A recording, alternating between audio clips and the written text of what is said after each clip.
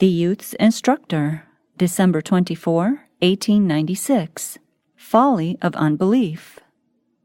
God has stamped His image upon every work of His hand.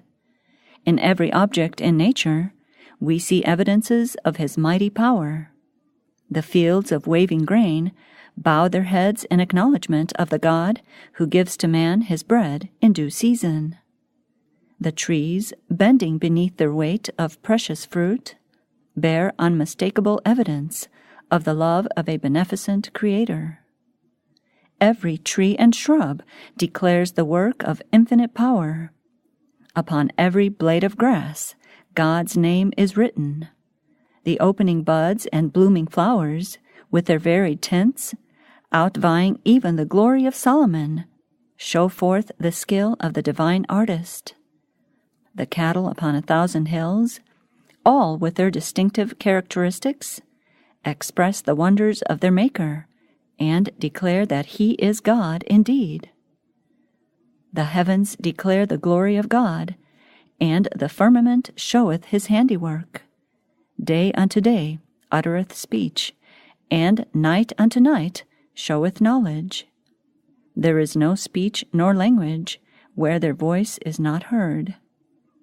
Who can behold the wonders of God in the starry heavens, and yet deny that an infinite power gave these jeweled lights their place, and upholds them there by His omnipotent arm? God has left His own witness upon the canvas of heaven, and upon nature everywhere. The story is told of an astronomer whose friend denied the existence of God. In order to show him the folly of his unbelief, the astronomer obtained a globe of the starry heavens, and placed it in the room where they were seated.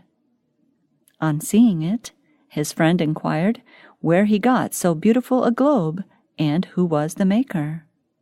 "It was not made," answered the astronomer. "It came into existence of itself." "You are jesting," said his friend. "That is impossible." The astronomer answered, "My dear sir, you will not accept my word for it that this small body originated of itself, or came by chance, and yet you contend that those heavenly bodies of which this is but an inferior representation came into existence without a master power of design."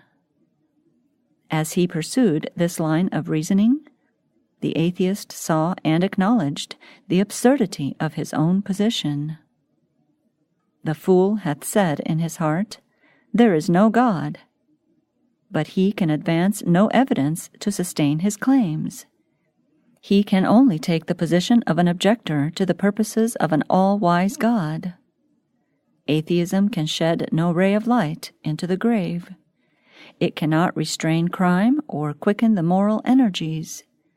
It has no power to elevate the character or purify the soul. On the contrary, it always tends to degenerate the human race. It leads away from purity and peace. An instance of this is given in the history of the French Revolution. That period when the existence of God was denied and His commandments were abolished was the most revolting that is recorded on the pages of human history. Was there ever an instance known where a dying Christian left to his watching friends the testimony that he had been deceived, that there is no God, no reality in the religion of Christ? But how many of those who have drawn about them the dark robes of atheism have let them fall before the grim messenger of death? We might call to mind many instances where learned men have gloried in their unbelief, and have thought it a virtue to parade their infidelity upon every occasion. But when death claimed them, they have looked with horror into the starless future, and their dying words have been, "I have tried to believe that there is no God, no reward for the faithful, no punishment for the wicked. But how vain has been the attempt! Now I know that I shall meet the doom of the lost soul." Sir Thomas Scott, in his last moments, cried, Until this moment, I believed that there was neither a God nor a hell. Now I know and feel that there are both, and that I am doomed to perdition by the just judgment of God. Thus many testimonies have been borne.